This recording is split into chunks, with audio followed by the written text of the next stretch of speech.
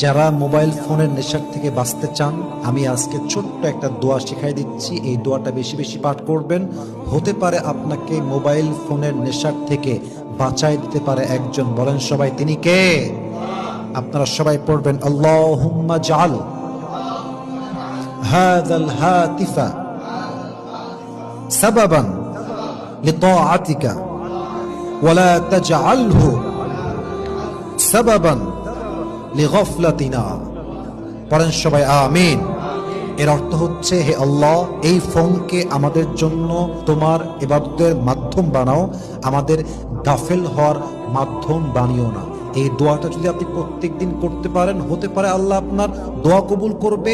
এই যে রিলসের আসক্তি, টিকটকের আসক্তি, সারা দিন টাইম ওয়েস্টের যে একটা আসক্ত হয়ে গেছেন আপনি, এই গুনাহ থেকে, এই অন্যায় থেকে আপনাকে বাঁচাতে পারে একজন। বলেন সবাই, তিনি কে?